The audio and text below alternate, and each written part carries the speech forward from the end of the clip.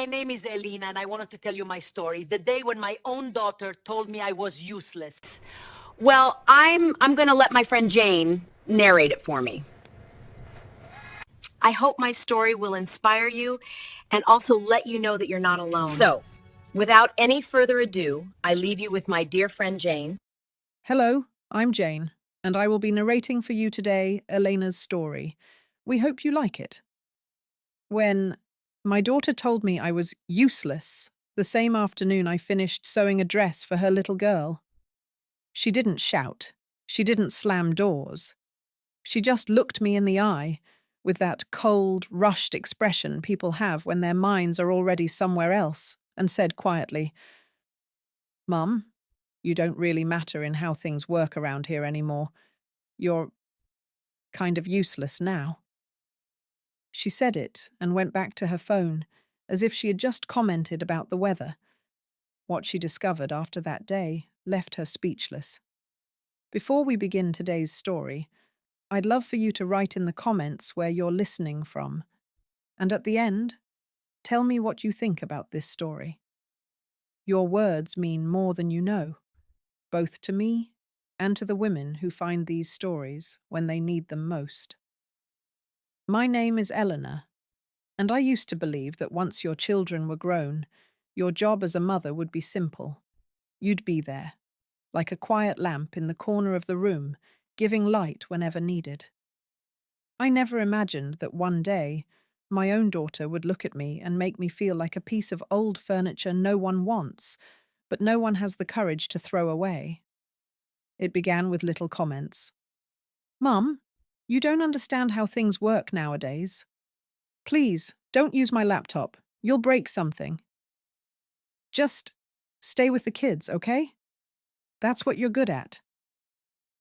At first, I ignored those words. I told myself she was stressed, that life was hard, that she didn't mean it. Mothers are experts in making excuses for their children's behavior, especially when it hurts. But that particular afternoon, when she said the word useless, something inside me shifted. It was as if someone had taken all the years of my life, every sacrifice, every sleepless night, every prayer whispered over a feverish forehead, and quietly pushed them off the table like crumbs. Useless. That word stayed with me, like a stone in my pocket, heavy and impossible to ignore. The day started like so many others. I woke up earlier than everyone else, out of habit more than necessity. My back complained the moment I sat up in bed. Age has its own way of whispering, reminding you of old pregnancies, old jobs, old chairs, and old worries. I put on my robe and walked slowly to the kitchen, the familiar creak in the floorboard greeting me like an old friend. I boiled water for coffee, took out the bread, and checked if there were eggs left. There were just 3. I smiled. 3 eggs for 4 people. The mathematics of mothers: stretch, share, make it work. By the time my daughter Anna came into the kitchen, the smell of toast and coffee filled the air.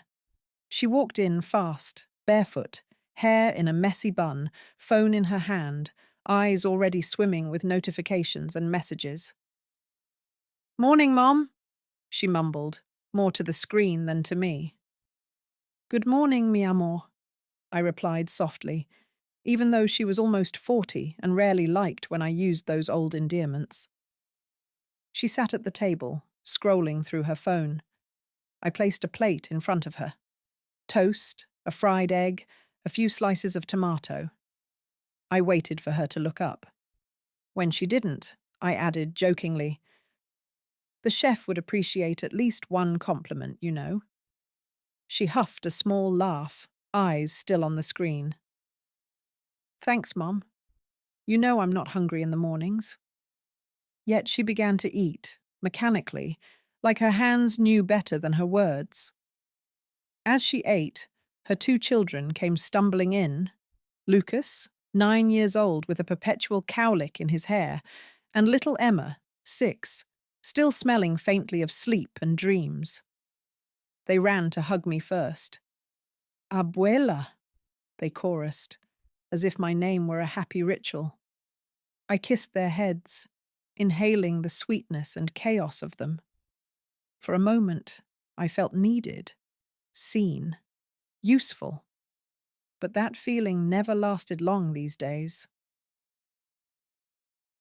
Anna's life was full of rush and urgency.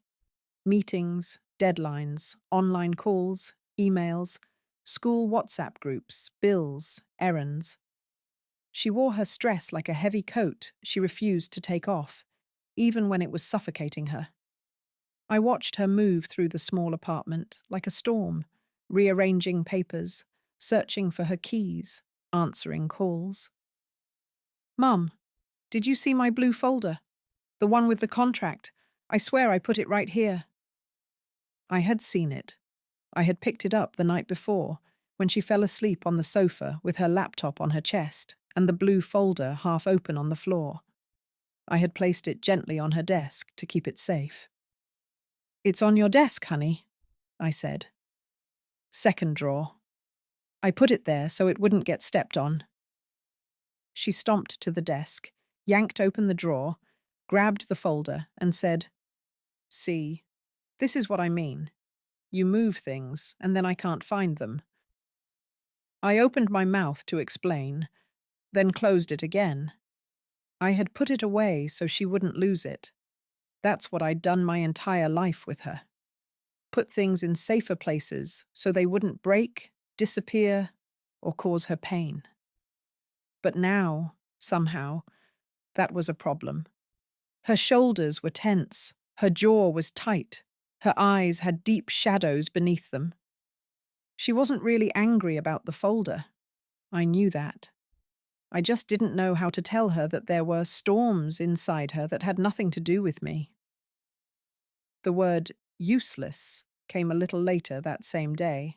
I was in the living room in my usual chair, the old one we had brought from our house long before she moved me into her apartment for a while after my health scare.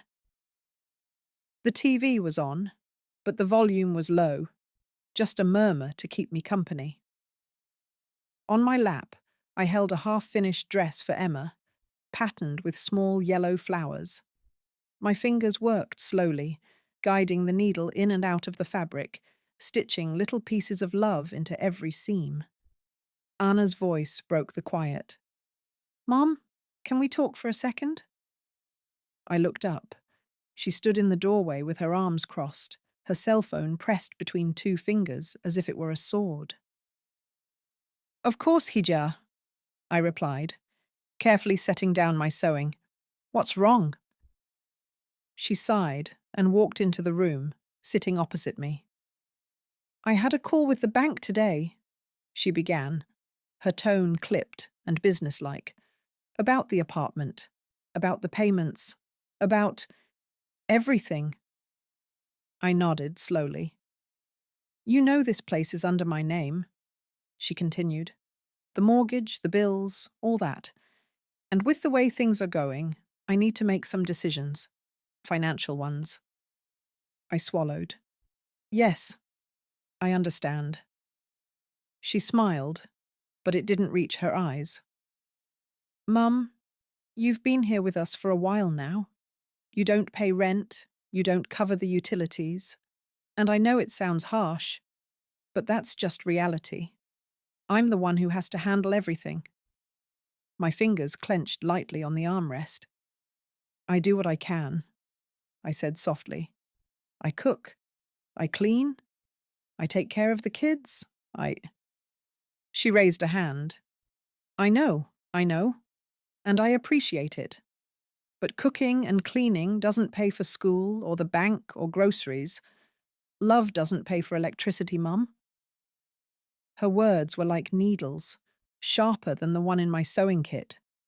She sat back, exhaling.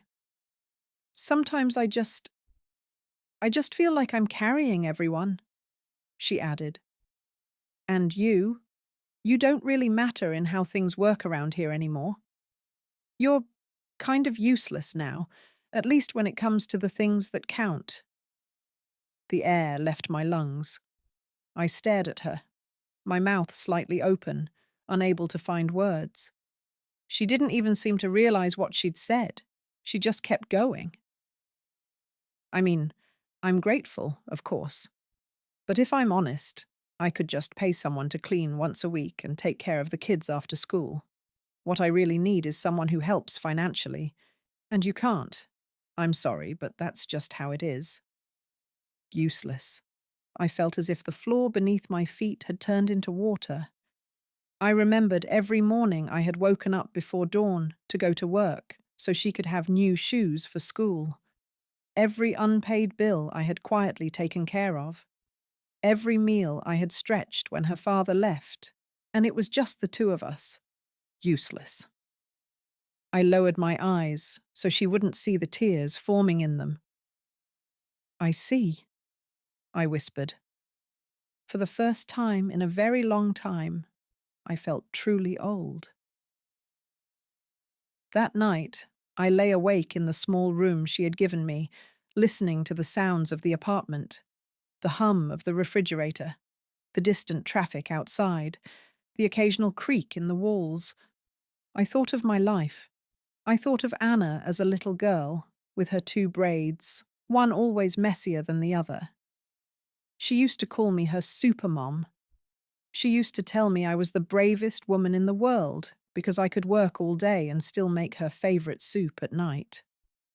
I thought of the day I signed a stack of papers in a bank office years ago, my hands trembling with responsibility. I thought of the promises I had made to myself, to her, to God. And I thought of the secret I had kept from her for so long, the truth that had quietly shaped the course of her adult life without her knowing. Maybe, I thought, as I stared at the ceiling, maybe it was time she finally learned, not to prove her wrong, not to hurt her, but to remind both of us who I really was, not a burden, not a ghost in the corner of her house, a mother. The next morning, she barely looked at me. The words from the day before hung between us, invisible but heavy. I moved through the kitchen slowly, more quietly than usual.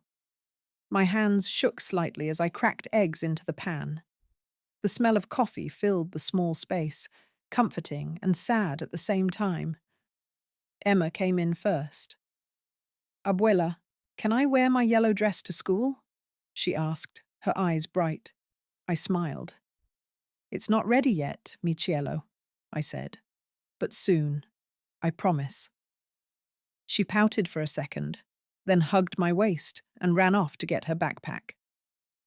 Lucas followed, yawning and scratching his head. Morning, abuela, he mumbled. Morning, corazon. Finally, Anna entered.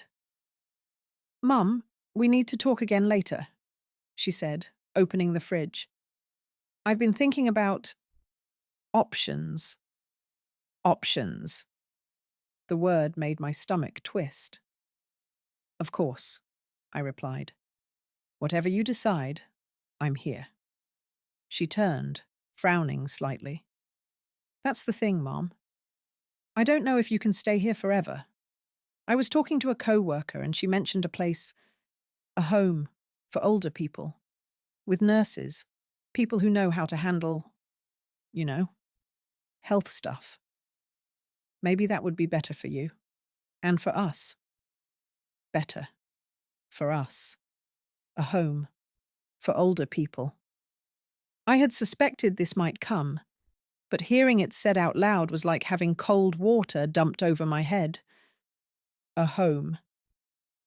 I imagined a room that didn't smell like my grandchildren, a window that didn't look out on the street where I had taught Anna to ride a bike. Strangers helping me bathe, strangers giving me pills, strangers calling me by my first name while my daughter and grandchildren lived their lives somewhere else. I see, I managed to say. We'll talk tonight? She added, closing the fridge. I have to go. I'm already late. She kissed the air near my cheek. It wasn't quite a kiss. It was a habit. Then she left. The door closed, and silence settled over the apartment like dust. That afternoon, after I picked up the children from school and fed them, I asked our neighbor, Marta, to watch them for a little while. I needed to go out. I put on my old black shoes, the ones with the slightly worn heel, and my best blouse.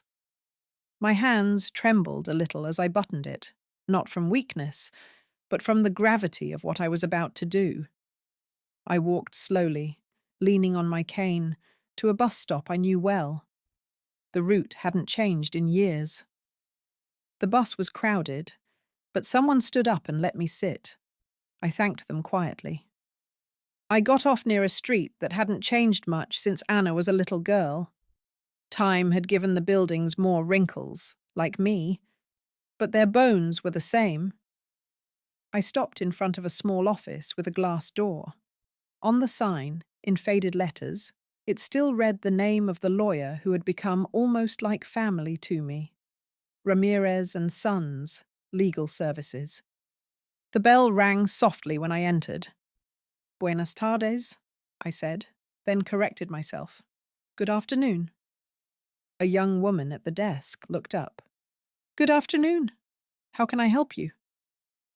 I'm here to see Mr. Ramirez, I replied. The older one. He knows me. My name is Elena Morales. She checked something on her screen, then nodded and smiled. Of course, Mrs. Morales. One moment. While I waited, I looked around. There were new chairs, a coffee machine, a few plants that did their best to bring life into the grey space. On the wall, framed documents and a photo of Mr. Ramirez with his two sons, both lawyers now, stood proudly. A door opened and a familiar figure emerged. Older, with more white in his hair and deeper lines on his face, but with the same kind eyes. Eleanor, he said warmly, it's been a while. I smiled, feeling emotion rise in my throat. Yes, it has. What brings you here? He asked, gesturing for me to follow him into his office. I sat down in front of his desk, my cane resting against my leg.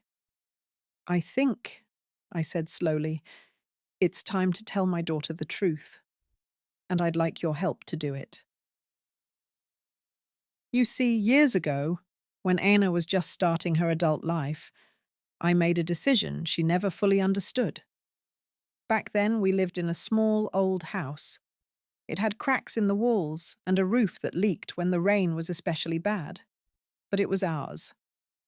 Paid off. A silent witness to our struggles and small victories. When Anna got married, she and her husband dreamed of a nicer place. Something with an elevator, a balcony, more light. They wanted a future that didn't look like the past I had dragged myself through. But they didn't have enough for the down payment. The bank said no, gently but firmly. That night, I sat at the kitchen table, staring at the numbers on the paper, the savings I had, the value of the old house, the years left in front of me and the ones behind me.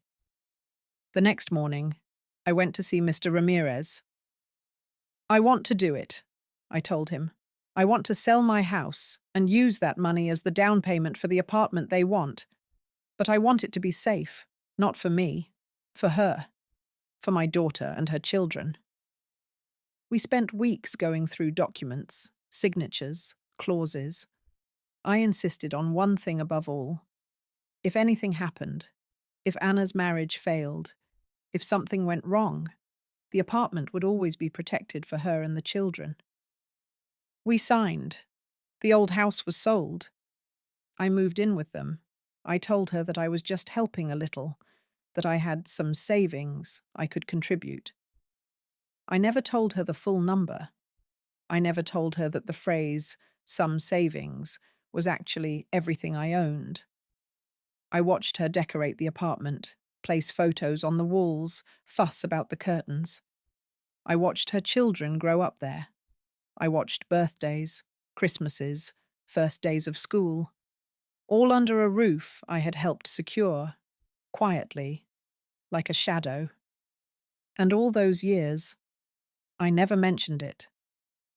Because that's what mothers do, right? We disappear into the things we give. Now, sitting in front of Mr. Ramirez, I felt a mix of sadness and resolve. She wants to put me in a home, I said, my voice shaking only slightly. She says I'm useless. She thinks I don't contribute. She thinks this apartment is only hers because she pays the monthly mortgage. He listened silently, his fingers folded. I don't want to punish her, I continued. I don't want to take anything away. I just want her to know that I've been here all along, holding her up, even if she didn't see it. He nodded slowly. I understand, he said. What do you want to do? I took a deep breath.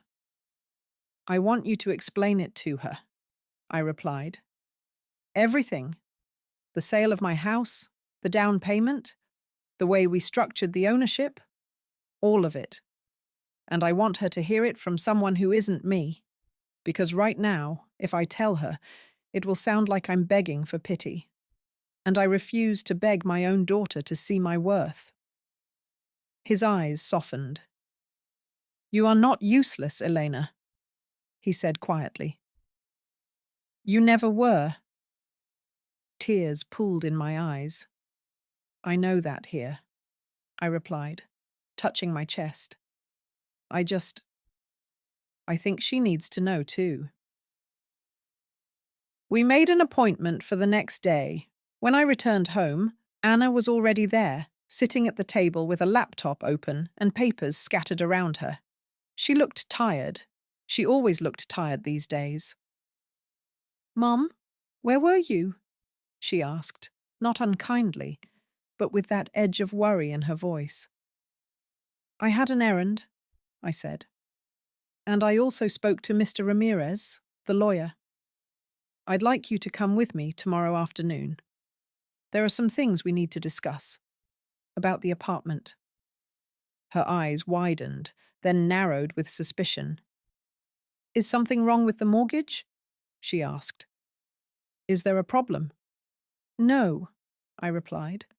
No problem, just information I think you should have. She sighed, closed the laptop, and rubbed her temples. Fine, she said, but I don't have much time. I'm swamped this week. It won't take long, I assured her. She didn't know that the visit would change everything. The next day, we went together. She walked faster than I did, her heels clicking sharply on the pavement. I took my time, my cane tapping in a slower rhythm. We looked like two different tempos of the same song. When we entered the office, the young receptionist greeted us and led us to the same room I had been in the day before. Good afternoon, Mr. Ramirez said, standing up to shake Anna's hand. You must be Anna. I've heard about you since you were a little girl. Please sit. She sat, tension visible in her shoulders. Is something wrong, sir? She asked quickly. My mother said it's about the apartment. If there's a legal issue, I'd rather know right away.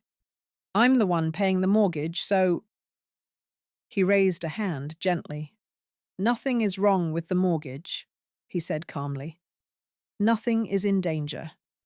I just think there are things you might not know about how this apartment came to be yours. Things your mother asked me to explain, because she believes you deserve to know.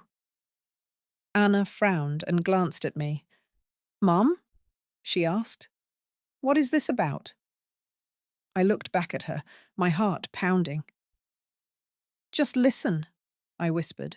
Please. So she did. For the next several minutes, Mr. Ramirez took out old files, copies of documents, contracts with dates that went back over a decade. He explained how the old house had been sold, how the entire down payment for the apartment she now called hers had been funded by that sale and by my savings, how we had structured the property so that, in the event of her divorce, She and the children would never be left homeless, no matter what her ex-husband did. He explained how I had insisted that my name, not hers, appear in certain clauses that protected the apartment legally. How I had specifically refused to keep formal control over anything so that the home would never be dragged into any legal mess connected to me. As he talked, Anna's face changed. At first, she looked confused, then stunned, then something else. A mix of shame, realization, and heartbreak. Wait, she interrupted at one point, her voice trembling. You mean the down payment wasn't from that loan we took? From the money we saved?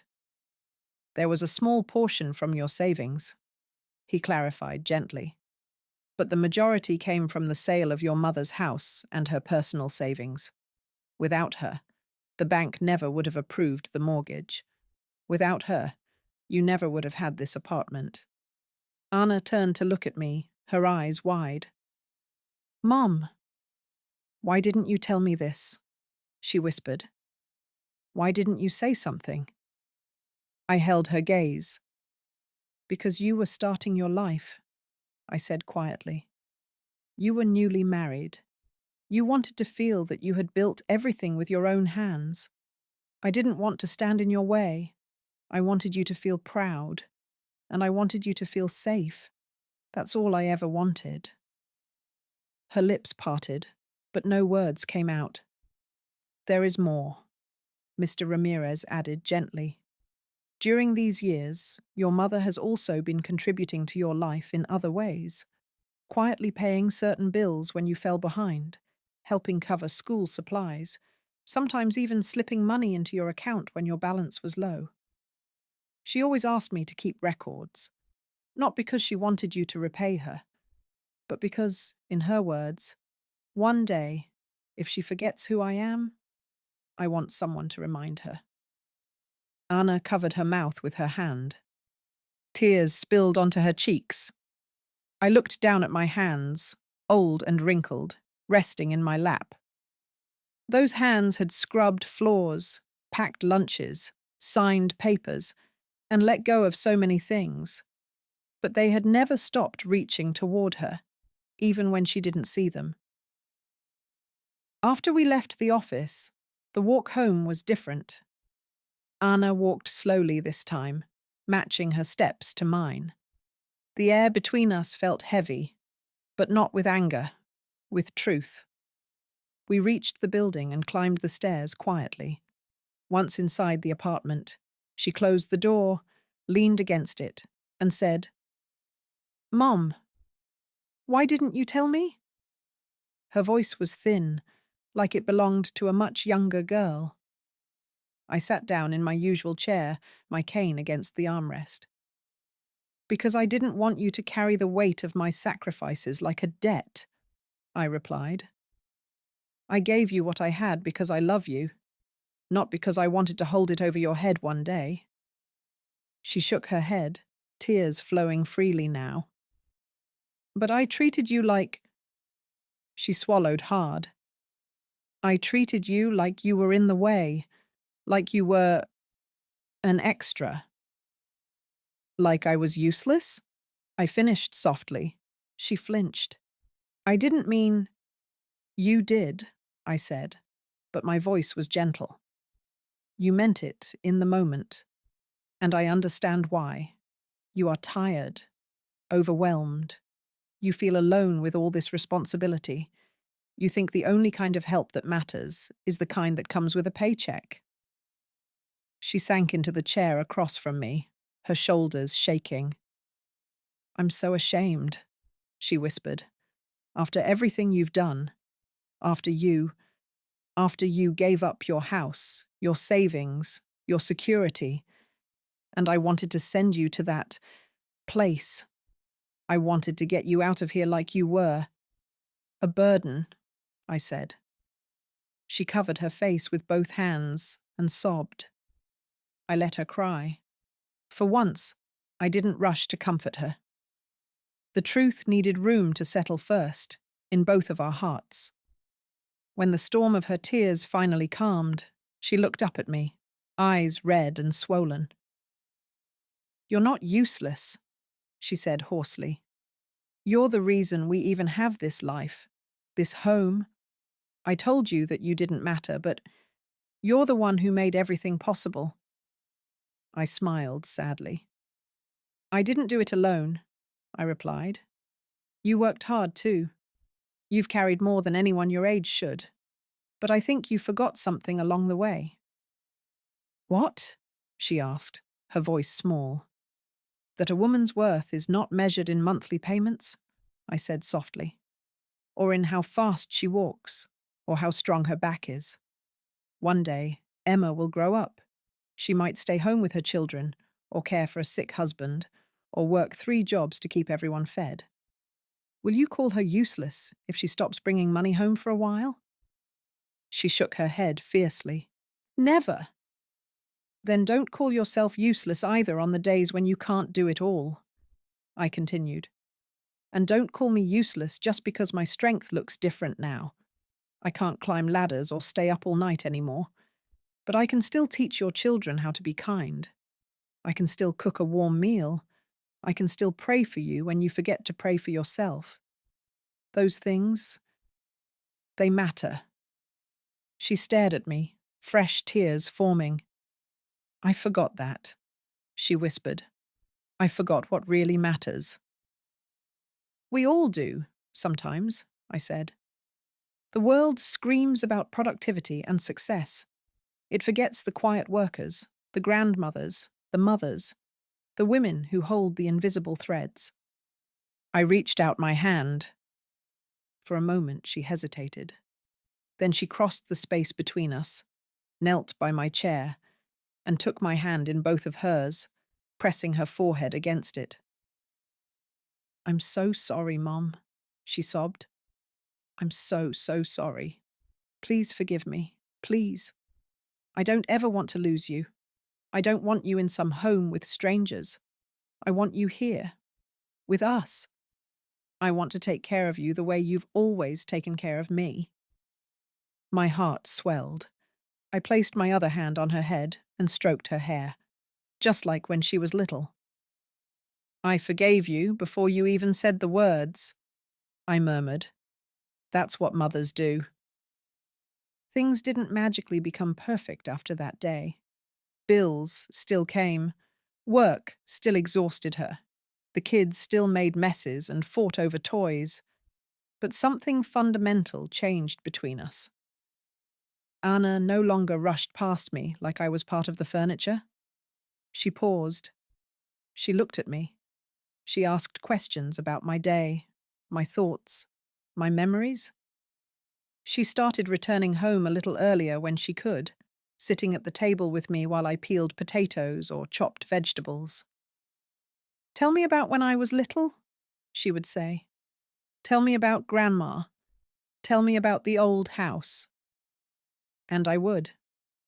Slowly, piece by piece, she began to see me not just as Mom, the background character in her life, but as a whole woman.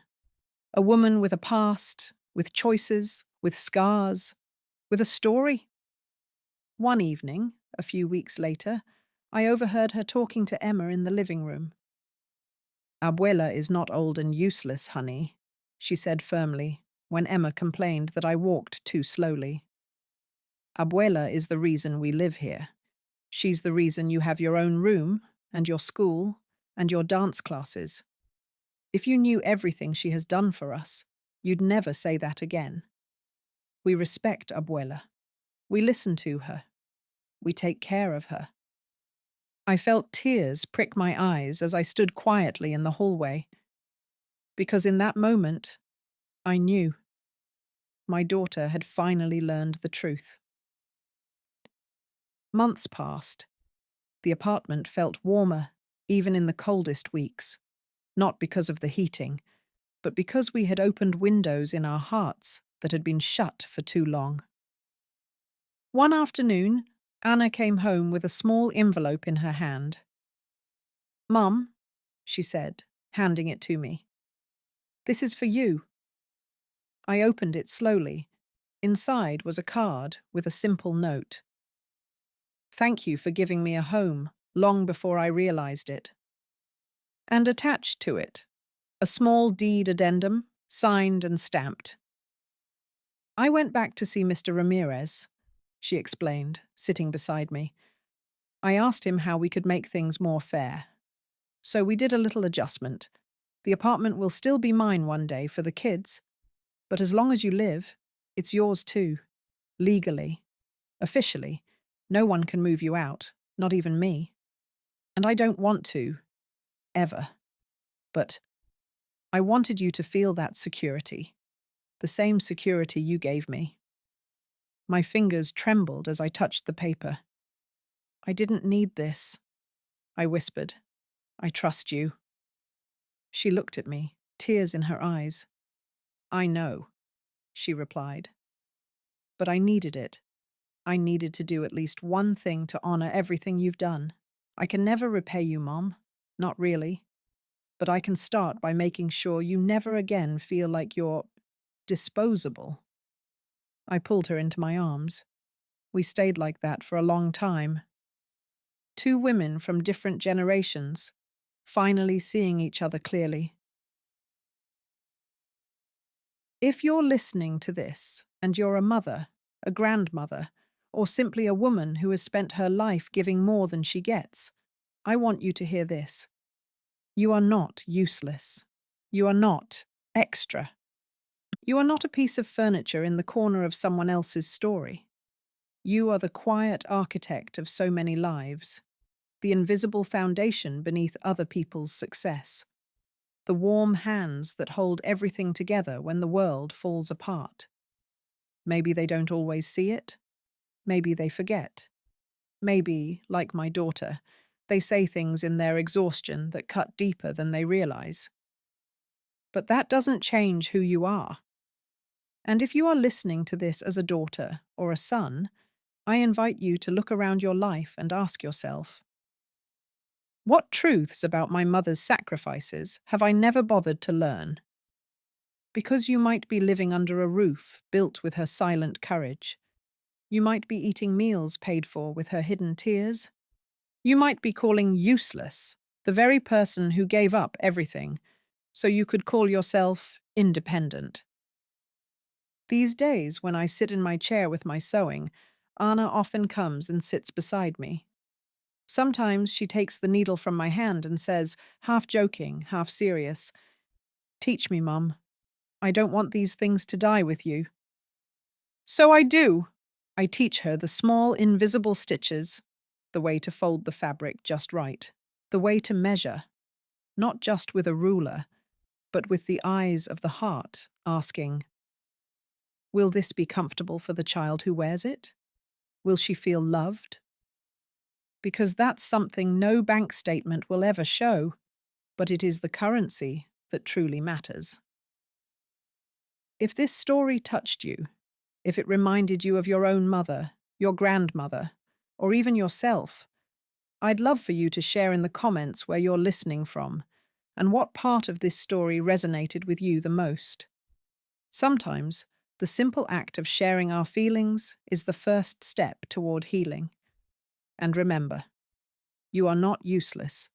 You are a living testimony of everything you have survived, everything you have given, and everything you still are. Thank you for staying with me until the end of this story. If you enjoyed it, don't forget to like this video, subscribe to the channel, and share it with someone who might need to hear it today. You never know whose heart you might help soften, or whose eyes you might help open. And finally, if you want me to read your own real-life-based story, send me a message, and I will gladly help you out with it. I'm certain that it will help others too.